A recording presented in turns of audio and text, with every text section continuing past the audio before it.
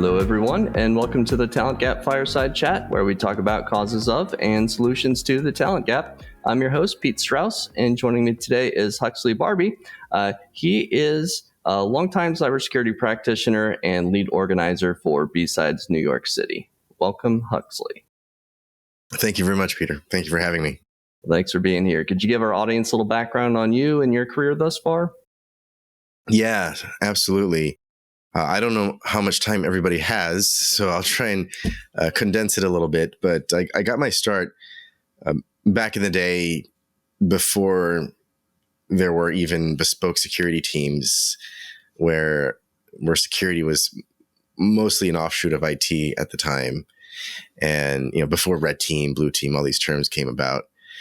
And for years and years and years, decades, I was a security consultant, helping customers either with, secure messaging solutions, web gateway solutions, as well as security automation and orchestration solutions, and so on and so forth.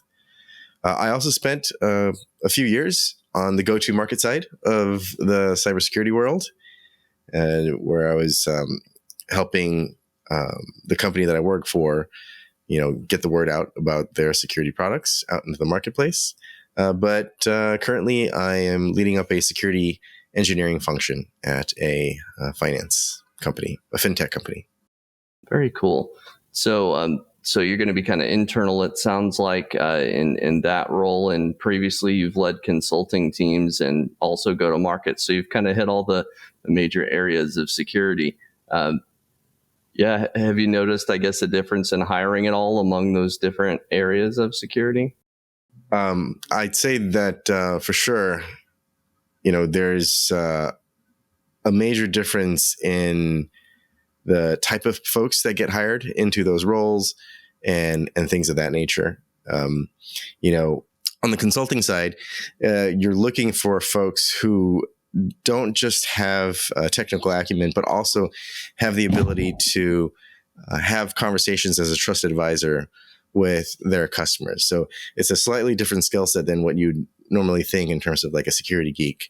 Whereas on the go-to market side, it's almost all the roles are customer facing, and you're looking for skill sets that go beyond security, right? There are sales folks, there are marketing folks, and so on and so forth. Some of them are technical, some of them are not. And then finally, within like internal security teams, it's an entirely skill set. I would say even under that particular umbrella, there's different types of skills that are needed, right? If you're working in threat detection versus working in GRC versus working in product security, there are different types of skills that are necessary in order to be successful. But in any case, and I think maybe this is what you're trying to get at, there's definitely a talent gap throughout, especially in the more technical roles. Yeah, that's been my experience as well, that the more technical and the more niche the skill set, the more likely it is that there's not enough of those people. And, obviously demand ebbs and flows. And I've seen that a lot in the last couple of years for certain skill sets. I'm thinking specifically of DFIR and GRC. They've been all over the place in terms of the number of those folks that we need. And I think often the talent gap is talked about in sort of like an overarching, like it's one phenomenon, when reality, I think there are certain gaps in certain areas, and then in other areas there are no gaps. Like, for instance, at the entry level, there's certainly no shortage of folks at that level trying to break into the field, and then there is a shortage of the jobs in which for them to land. Yeah. I would say for sure, if you're looking at in terms of years of experience, there is not a uniform distribution. Like the gap exists right there in the middle where you have like, when you're looking for somebody that has like 2 to 10 or 2 to 15 years of experience, that's where the gap is. At the bottom end, at the entry level, there's no shortage at all. And then I would even say at the top end, there's no shortage at all either. There tends to be more managerial / leadership folks out there than there are jobs for them. Right. So there's a gap sort of in the middle in terms of years of service. years of experience, and then there's no gap at all. In fact, whatever the opposite of gap is, like an oversupply, right, of entry level folks, an oversupply of more experienced leadership type of folks. It's a very interesting dynamic that you see. For sure. Yeah. And a lot of people want those leadership roles, and maybe they're senior individual contributors right now. But since everybody needs them to be in those roles, few companies are willing to promote them into those leadership roles, because their real need as a company is for those senior individual contributors.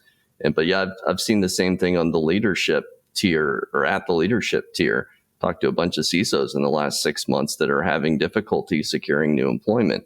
And I think some of that is broken hiring processes. I think some of that may be ageism.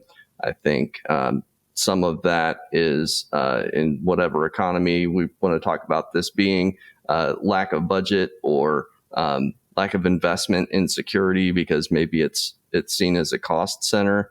I guess, is there anything that you've learned from being on the go-to-market side about how security can be seen or pitched as sort of a business enabler, or revenue generator, that maybe the internal security teams could utilize? Yeah, this is like the age-old question, right? Like how do you, as a cost center, show value to your organization, such that now you're not seen as a cost center, right? But a revenue generating center.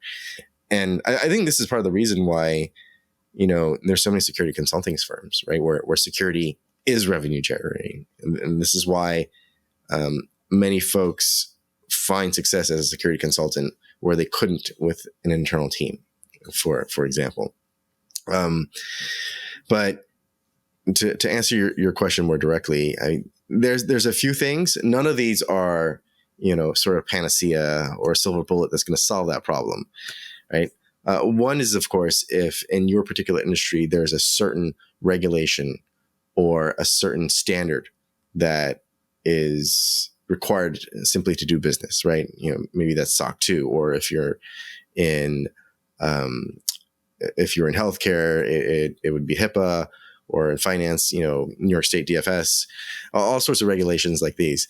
If there's a minimum bar for doing that in order to do business in that industry that requires security to be at a certain benchmark, that is security's role to help make sure that the business, as they're prospecting for customers, they're able to satisfy these requirements, whether because it's industry wide or because it's an RFP, and say, aha, we're going to help close these deals because we can satisfy these standards. And some of them may not be so set in stone in terms, like as in regulations, right? There could be some cases where some sellers are finding that more and more of their prospects are asking for a certain level of security, right?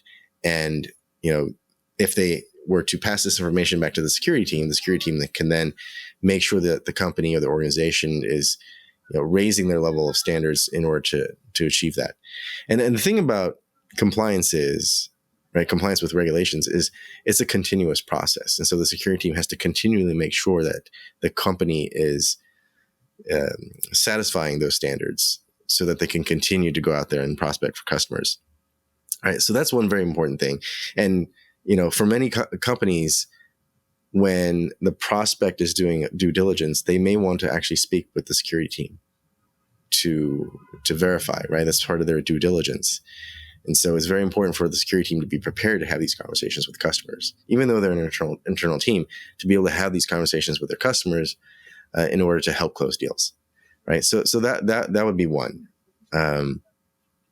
Another another thing that security teams can really talk about is, of course, reducing cost, right? The better your security team is, the more likely you're going to be able to make the decisions or the forward-thinking type of strategies that's going to help reduce cost in the long run, right? So that's another important thing for security organizations to keep reminding their leadership, keep reminding the business side that, hey, there are different ways that security can contribute to the financial success of the company, right? Whether that be, helping out with deals, right? Or, reducing cost. Yeah, it's interesting. You kind of you mentioned compliance as one of the things surrounding security that you can use as a revenue enabler. I think a lot of companies do that because it's easier to show, hey, we got our SOC 2 and we passed, versus our security posture is good overall, and all these specific things about all these, security tools that we've implemented and processes. And it's like one thing to point to. Yeah. But two, I hear a lot from the community on LinkedIn, for instance, that compliance does not equal security. How do you convey security above and beyond that baseline level of compliance? And is there a business case in which it makes sense to do so, or does it make more sense to just kind of stick with the compliance piece, since that one's more, I guess, commonly understood? Yeah. So compliance is table stakes, and you have to do it. But that should not be the end goal for any security organization, right? And there are a number of things that one would look for when vetting a third party, right? And this is not like something that only happens in a buy-sell relationship, but for any sort of type of partnership you might want to do with somebody else, you would be doing this vetting, or somebody would be vetting you, right? So it's important for you to, cross all the T's and dot all the I's, whatever the case might be. But, not an exhaustive list here, but some of the things that I look for when I'm valuing another company is, do they have a published security and trust program, right, on their website? What does that look like? Does it appear that they have thought about all the things, quote unquote, right? Do they have a sub-processor list that's available, or that you could request? Do they have their latest penetration testing report available, or that you can request? Do they have, if they're a company that has some sort of like available software, do they have a bug bounty program that's published that can be accessed? What does their breach disclosure policy look like? What does their privacy policy look like? And so on and so forth. The more of that you can see, the more assurance that you can have that this organization, at the very least, has thought about it. And, well, if they've thought about it, they're probably already ahead of the game. And if they go beyond thinking about it, and actually do something about it, which you probably would only find out with a direct conversation with their security team, that would give you some sense that, hey, this is an organization that I can more likely trust than some other organization, simply because they've already done the due diligence, they've done the thinking about it, they've set up the policies, and it's mature enough that they have published it out to you in some sort of consumable format. So yeah, absolutely right.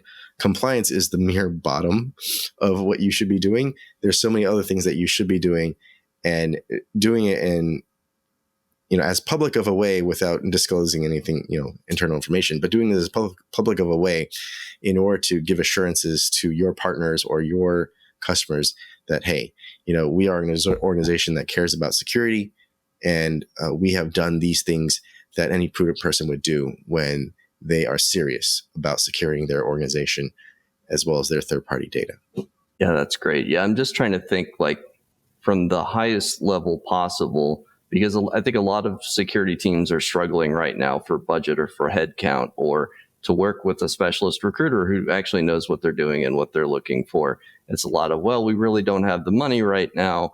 Times are tight. We really got to watch each penny that we spend. So I'm just trying to think how security teams might be able to build the business case to get more budget or more headcount, and then kind of work backwards to the hiring piece, which is, generally more what the podcast is all about.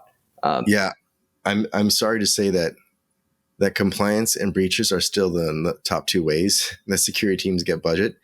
And there's a saying, I don't know if this is really true, but like all good CISOs know how to use a breach, or something to that effect. And in fact, I actually was speaking to one CISO, and he actually had in his proverbial drawer, like 3 or 4 different,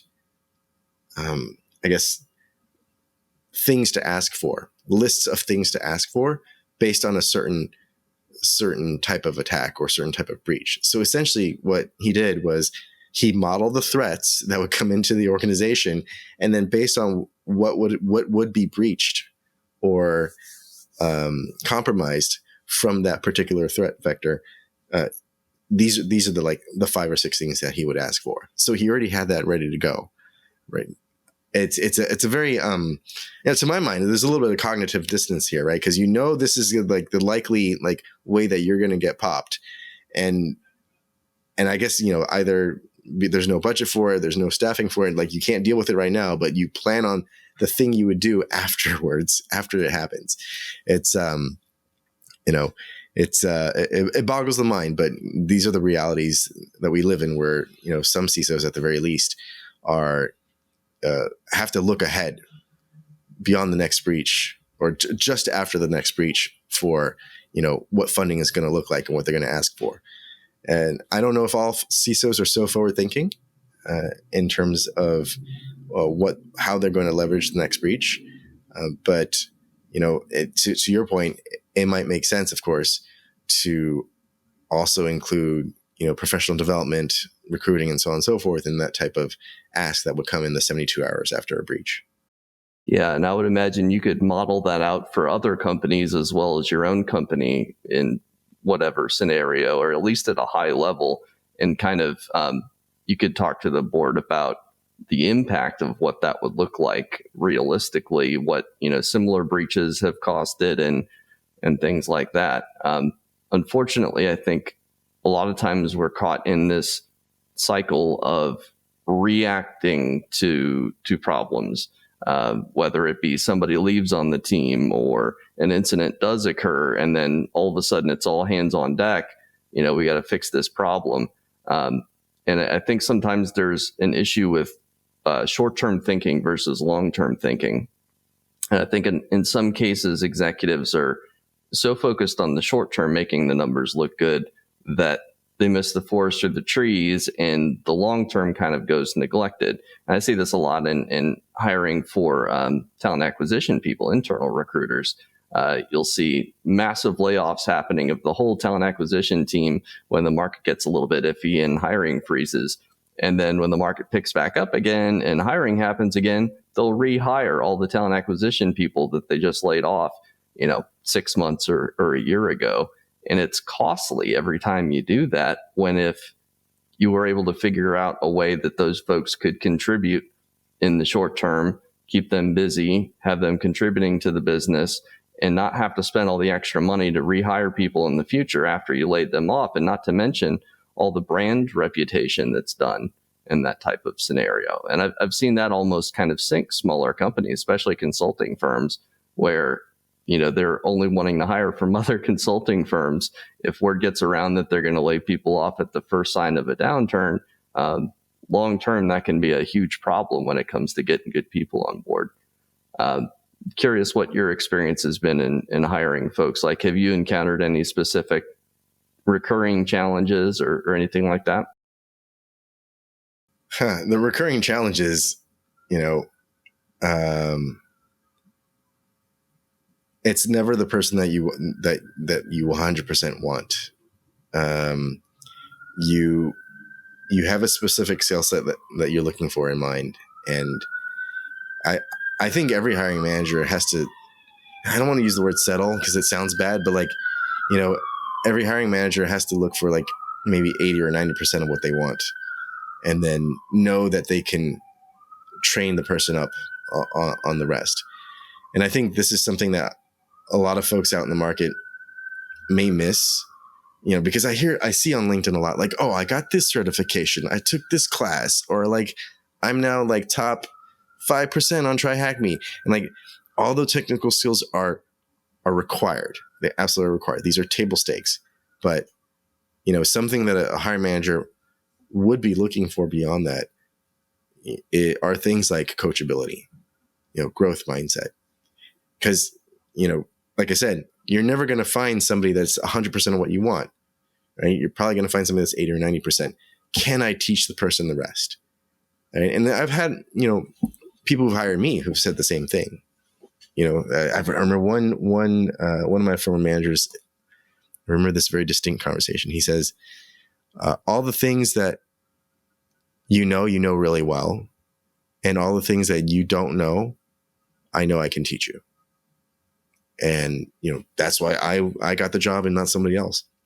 He had a sense of this growth mindset on my part.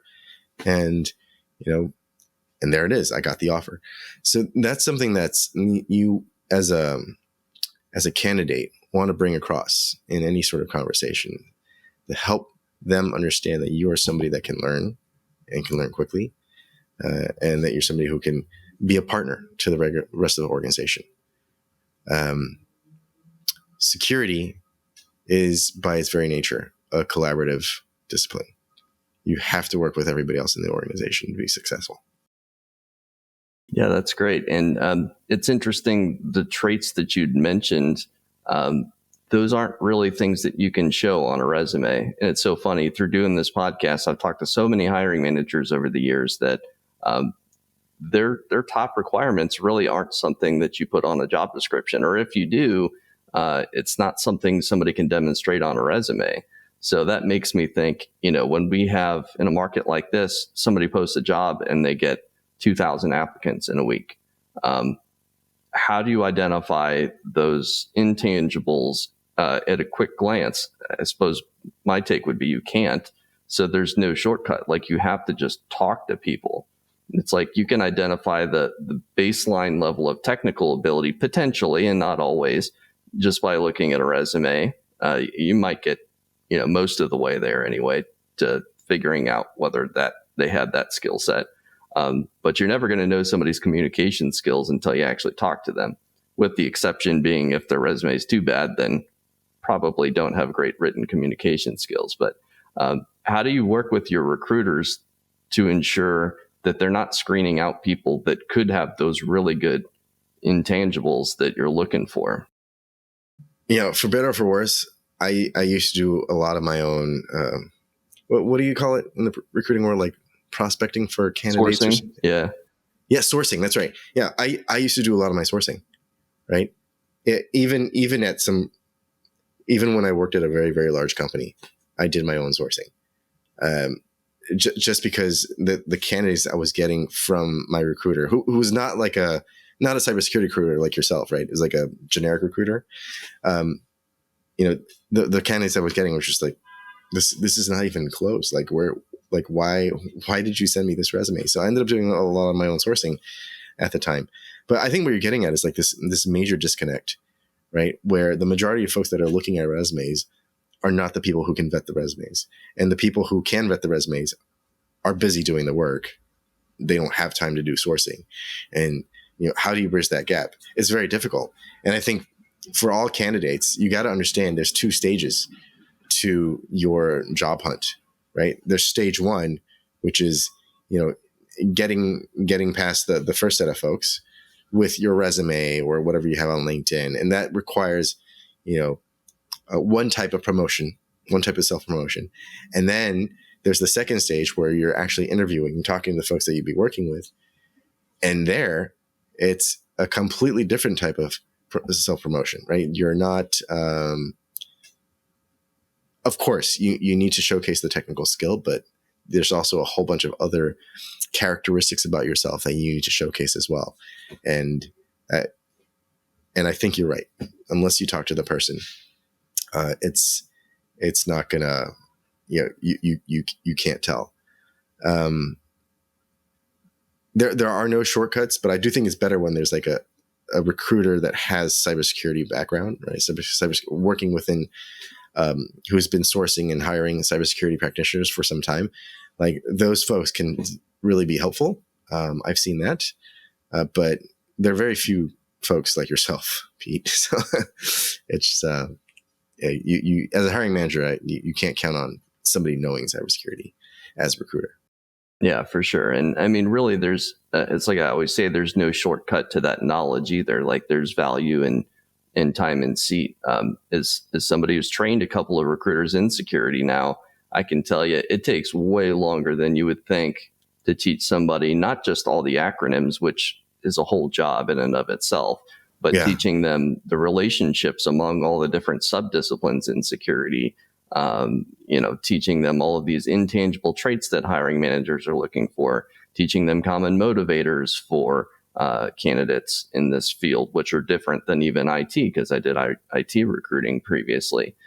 It's just such a heavy lift to get people, these generalist recruiters, to the point where they're adequate, even security recruiters. And they have to keep up, right? The industry changes. I mean, earlier in this conversation, I said, I started in security back in the day where there were no terms red team and blue team, right? I mean, that came along at some point during history. And so as you can see, like, the things change, acronyms change, terminologies change. There were no security teams, bespoke security teams when I first started working. Now there are, of course, right? The industry evolves, and if you're going to continue to be a cybersecurity recruiter, like, you have to, stay in touch and keep up. Yeah, and the certs that are well received by the community change and ebb and flow. Some that used to be frowned upon, now people like, or a new cert is created.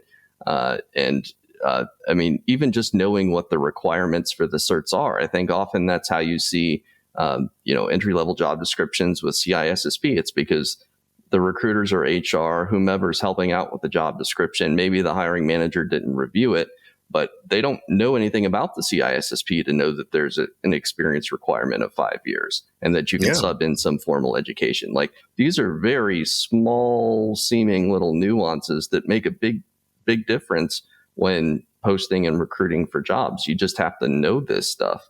And this is why a lot of candidates, facepalm. Like, wait, it's an entry-level job and you want a CISSP? Like, how do I get the experience to get the CISSP when I don't even have an entry level? It just doesn't make sense. And, I think it casts a poor light on recruiters in general, because these things come about, and then recruiters get a bad rep for some posting that some job description that somebody else wrote. It's a problem.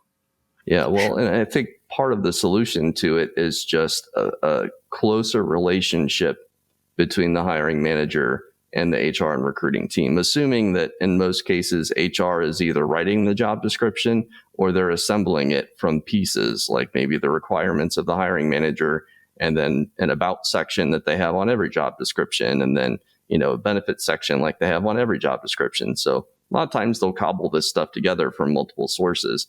I think the problem often happens when there's no hiring manager or security person to double check the job description before it goes out the door and people start viewing it.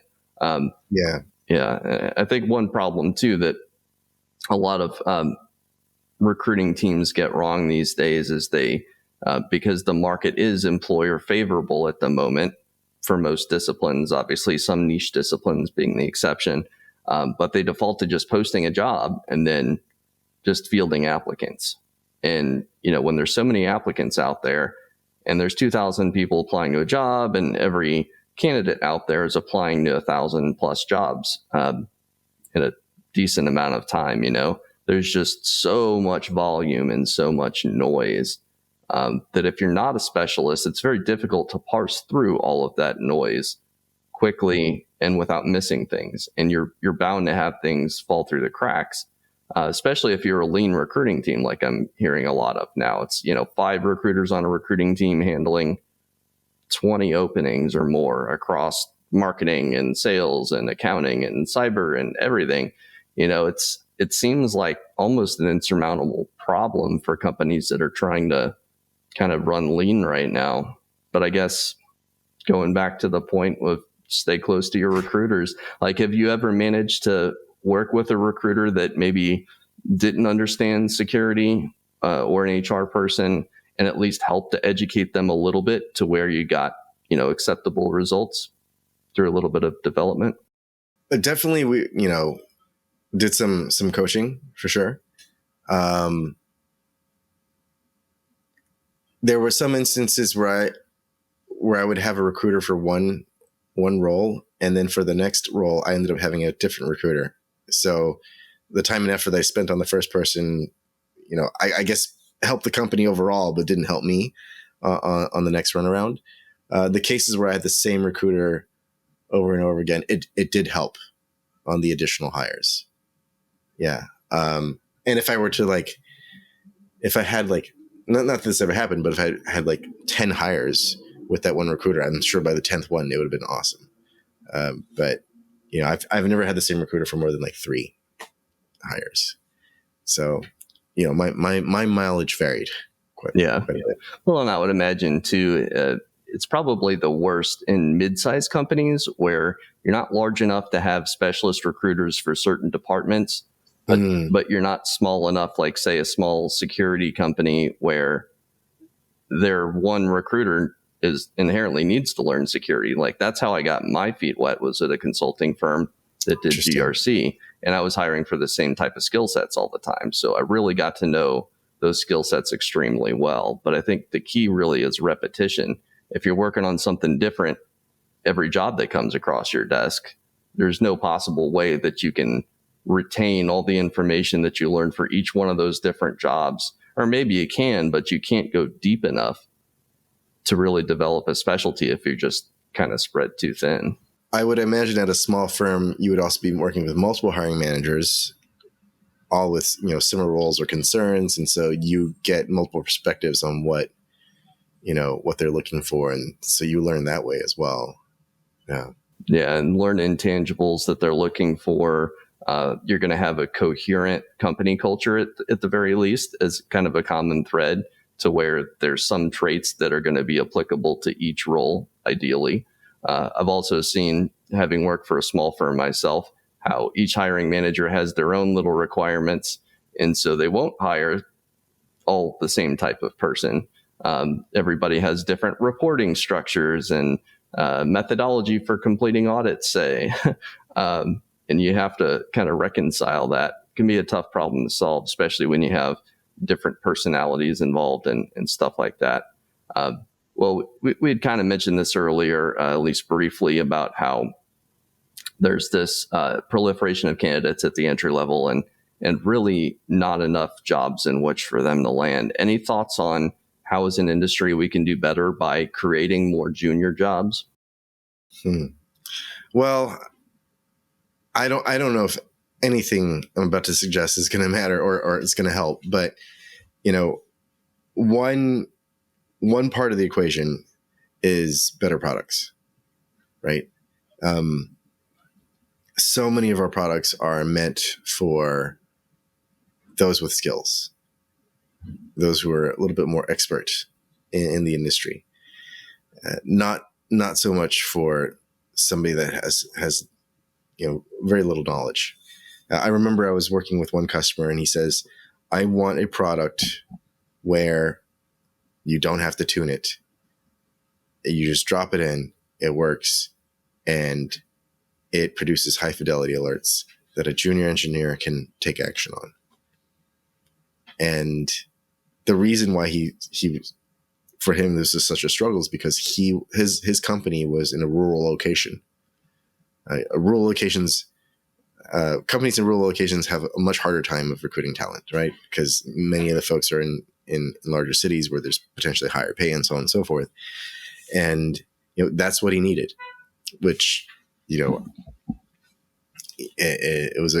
was an indictment of my own company, but just a request out to all the companies, all the vendors that he was working with. We need something that's so easy that a junior engineer right out of college can use, right? So better tooling is definitely one. I think another one is that the programs that are producing these entry level folks need to step up their game as well, right? There's been a proliferation of cybersecurity graduate programs. There's been a proliferation of these boot camps, and I don't see what I would expect out of somebody who have a modicum of knowledge. And so now I'll explain it this way. Security by its very nature is inherently an overlay, right? You secure a thing. whatever that thing might be. And it's very different from physical security, right? Where you could be a security guard, you don't know what's inside a building. All you know is I'm going to protect this door, right? But when you're talking about cybersecurity, the thing that you're protecting is the network, or the thing that you're protecting is this application that your company writes. In the first case, you essentially have to know the network, right? You essentially have to have enough of knowledge of networking, routing and switching in order to secure it, right? In the second case, where you're securing an application, you essentially have to be a software engineer up to a certain level. Otherwise, you can't really secure it. You cannot identify the vulnerabilities in the code in order to remediate them, right? So security is an overlay. You're on top of something else, on top of the network, on top of the application. And so I fear, and I don't know this for sure, but it's the sense that I get. So this, could be completely off base. I fear that these boot camps or other types of organizations are teaching that veneer of security that's overlaid on top without teaching the students the proper foundations of what it is they're trying to protect. And that leads to the situation where folks are very superficial and they're probably not going to get really good jobs because somebody with more experience is going to see right through that veneer. I'll give you one example. This young person, she came out of one of these boot camps, and at one point, she did find a job as a pen tester, but based on my conversations with her, it sounded like all she was doing was running burp and creating reports from that, which is a very, very manual and repetitive task. Manual repetitive tasks are exactly the type that get commoditized and outsourced, right? She ultimately lost her job due to the pandemic, but was not able to find another one for quite some time. But this is what I mean. Like, if you're going to be a pen tester, you need to have that foundational knowledge of networks and how different network protocols interact, of Active Directory and other very common services that you might find running on networks in order to be an effective pen tester. If all you're doing is running a off-the-shelf product with standard configurations to generate a report so somebody can check a box, like that is not a strategy for a long-term career in cybersecurity. And I fear that these bootcamp types of organizations are making some promises and just churning people out, creating this oversupply in the marketplace for security practitioners, making your life hell by increasing all the noise for recruiters. And so another part of the equation is for these types of organizations to step up their game and to really take a step back and teach the folks the fundamentals that they need in order to land people in jobs where they can be successful. I think that the third part of the equation here is those of us who have more experience need to do a better job of coaching and mentoring the folks that we do hire. There's a lot of churn. There's a lot of churn in the industry, and there's a lot of frustration for those who are early in career that I've spoken. So, every now and again, people contact me on LinkedIn for career coaching, and I'm happy to, spend 30 minutes with folks. And I do this, I don't know, maybe once every 2 weeks or so. And I do hear a lot of frustration from folks who are in their first job where, in some cases it's as bad as hazing. Right. And I remember when I first started, hazing was like a thing, it was accepted that you were going to get hazed. Not that it was okay, but it was a regular thing. I feel like things have gotten better, but that still exists. This sort of RTFM mentality where the senior engineers just shit on the junior engineers, for lack of a better word, right? Go read the manual, go read the fine manual, and so on and so forth. And in some cases, even hoard their own knowledge, and rather than sharing it with the junior engineers. That is not very conducive towards building out your talent pool, right? And so, and if there's anything that we've learned over the many decades is there's no shortage of security problems to deal with. So no one should feel like, be in fear of like their roles being, redundant or anything like that. So I think say this, the third part of the equation is like, it behooves the senior engineers to do better job of mentoring their junior engineers, for the sake of the industry. So, those are three things that I could think of off the top of my head of how to solve this problem. I don't know if any of those are going to work or going to help, but, I'm throwing that out there. Yeah, those are great. I mean, to the knowledge hoarding point, why do you think that happens? Is it like you said, like the senior folks feel like they're going to be usurped? Do you think that's the most common reason, or is it like, what's in it for me? That may be part of the reason. I think another part of the reason is because that's what happened to me. And, we learn from our parents, right? I think the same thing is here. The people who hazed me 25 years ago, they were probably hazed as well. So like, it's a pattern that repeats. It's a cycle that needs to be broken, but it exists. Yeah, it's like the concept of trauma is passed on from one generation to another in psychological terms. You were talking about technology fundamentals, and I think that's one of the things that most hiring managers look for in those junior folks. And it's the thing, like you said, that everybody feels is lacking. Is that something you can actually develop in the span of a boot camp? Or again, is there no shortcut to it? Like, how can these folks gain this knowledge that, maybe they have the sunk cost of going through boot camp or their master's degree? I've seen a lot of that recently, when most hiring managers would prefer a couple of years of help desk experience over that master's degree. But how can they go out and become marketable and gain that knowledge? Because there's a lot of folks with these credentials that obviously, like you kind of said, are struggling. How do we get them into those seats? So I'll answer that in a moment, but let me give you a bit more context. So as I mentioned, I do some of these career coaching calls. There have been more than a few where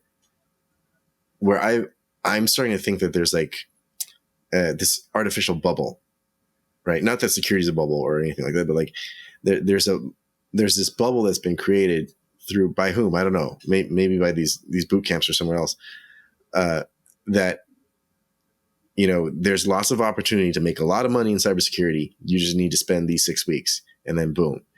And the reason why I believe that there's these false expectations being projected out there is because on more than a couple of these career coaching calls, I talked to somebody and they didn't even they were not really aware of what working in cybersecurity is like, right? The security domain map.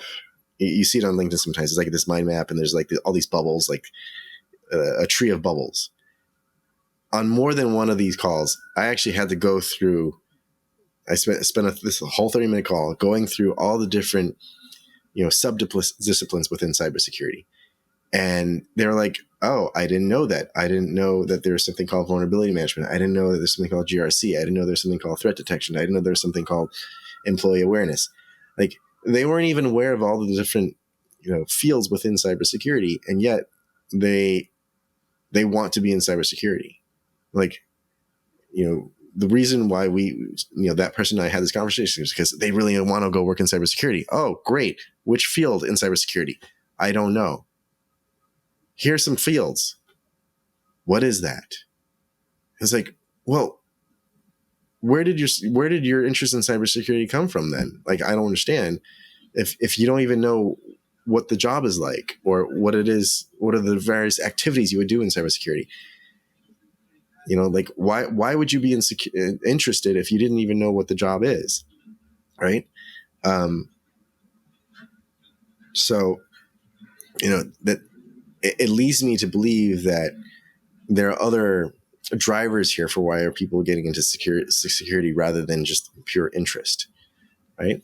Like everybody's got to eat. Like I totally appreciate that, but there are different ways. There are many different ways to eat, and I fear that some folks are promoting like the financial factors or financial outcomes of working in cybersecurity without talking about, one, what you need to get there, right? And then two, how much churn there is, right? Because a lot of people walk out the door once they realize how stressful the job is. A lot of people walk out the door when, for like the nth time in a month, they get called up at 2 a.m. because of an incident, right? There are certain realities about doing the job that a lot of folks don't like, but they're not aware as they're going through, their journey into cybersecurity. There was another call that I did with somebody, and she also wasn't aware of many of the other disciplines. She knew some, but wasn't aware of some of the other disciplines.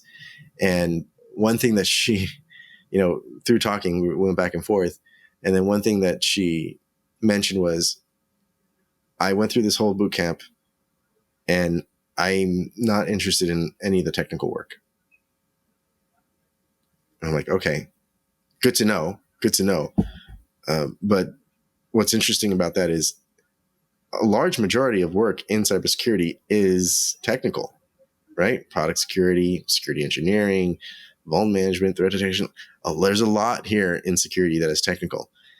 And, it probably would have been better if you knew that before you started the boot camp. But, we ended the call with her, like, realizing that she wanted to focus on GRC, which is great. Like, at least she's on her way into a subdiscipline that's really meant for her.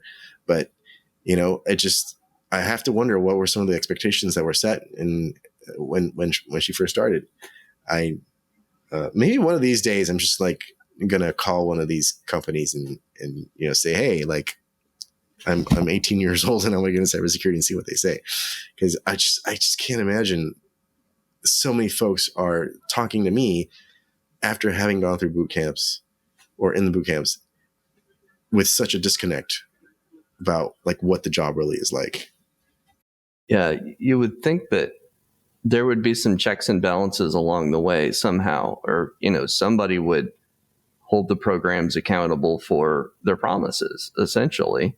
I mean, there are some that are explicit about it. Do this boot camp and make $100,000 in 6 weeks, I think was one I heard of. Wow. That sort of thing. And yeah, I mean, I don't know how it's so common, but I guess my question is, how do we fix it? Like, how do we hold these organizations accountable when there's no governing body or anything like that to appeal to, I understand there's inflation, but it took me like 20 years before I made $100K. But okay, 6 weeks anyway. But yeah, I don't know. I don't know how to solve that problem. It's more like an education problem, right? Or something along the lines of that. I mean,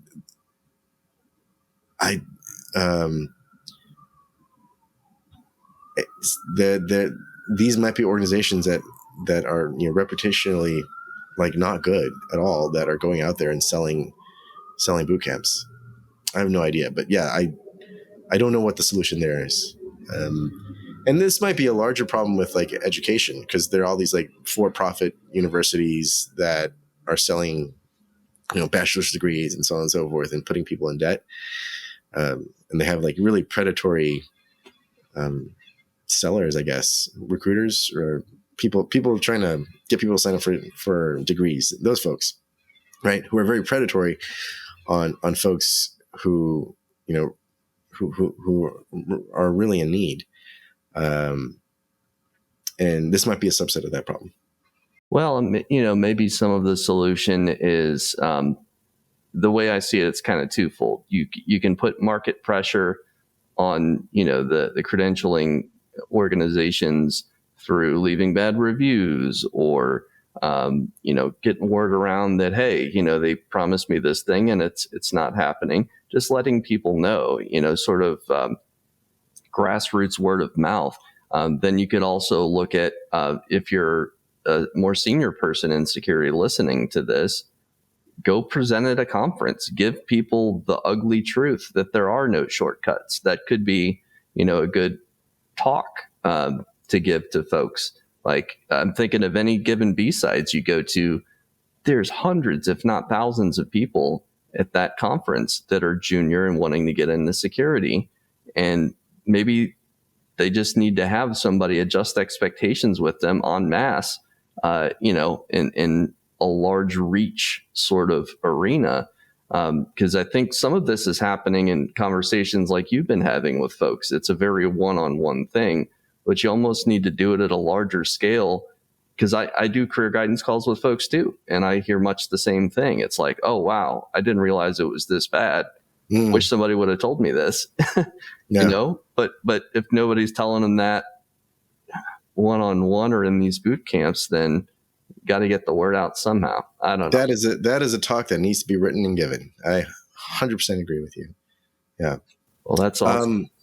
Do you mind if I plug B-Sides New York City for a moment? Yeah, absolutely. Okay. Yeah. So the next B-Sides New York City. So for those who don't know, because there might be some, early in career folks, B-Sides is a framework of security conferences, regional, local security conferences. And B-Sides New York City is the New York chapter for B-Sides. Our next conference is on October 19th, 2024. It'll be at John Jay College. And this particular B-Sides, we try to keep the cost of the tickets super, super low, perhaps even free. I won't know yet right now what the ticket prices are, but it's going to be super low, or it's going to be free. Last time it was $15. Last year was $15. And yeah, if you have an interest in cybersecurity, please come and attend. Last year, 15% of our attendees were early in career or cybersecurity students. So, you'll be in good company. Recruiters also come to B-Sides New York City. So you can meet some folks, either recruiters or, more senior security engineers, come to the talks, learn a few things. It'll be a great networking as well as educational event for you. Yeah, and the power of networking cannot be understated. And that's the primary advice I give to people these days is if you're early in your career, or even if you're really advanced in your career, I've talked to so many security leaders recently that they haven't needed to look for a job in so long, they've neglected their networks. And they're finding themselves between a rock and a hard place in this job market. So I would say it's a requirement if you are later in career. This most recent job hunt of mine is entirely through networking. I did no responses to the job postings on LinkedIn or anything like that. I was never going to be able to float above the noise, if you will. Like, it was all entirely through networks. So yeah, it's a requirement as far as I'm concerned. Yeah, and if you're junior, there's really no harm in starting today, even if you feel like you're behind the eight ball in building a network. The next best time to start is today, as they say. So yeah, we're coming up on time here, Huxley. Just one last question for you. Is there anything we're not talking about in the industry, but we should be, especially as it relates to hiring? Man, we've already uncovered some of the really large boulders, right? The oversupply on the low end and the higher end. I think maybe one thing, if we had more time to talk about, is the proliferation of certifications. Like I don't know where that's really going. And I started in a time where there were no security certifications. Everything is fine. And then there were a few. Okay. But now there's like over 100, maybe over 200 certifications. And what does it all really mean? And who's really benefiting from such a proliferation of certifications? I don't know if it's actually the practitioner, and I don't know if it's the companies that are doing the hiring either. So anyway, I'll leave that there because we don't have time to delve into this, but I think that was probably the next topic for us to rant on. Well, maybe a good topic for a future episode. Well, appreciate your time, Huxley. If people want to reach out to you or keep up with the work that you do, what's the best way to do so? Sure. You can find me on LinkedIn. Just search for Huxley Barbee, Huxley Barbee. That's 2 E's. Or you can find me on X. Just look for @Huxley_Barbee. I'm also on the infosec.exchange instance of Mastodon. Just look for @Huxley. Awesome. And we'll put your LinkedIn right up here. So appreciate your time, Huxley, and thanks, everybody. Thank you. Hello, everyone, and thanks for tuning in to this episode of the Talent Gap Fireside Chat. Don't forget to follow our page on LinkedIn and like and subscribe on Spotify and YouTube. Hit that notification bell to be notified when we drop a new episode. New episodes air every Friday at 4 p.m. Eastern.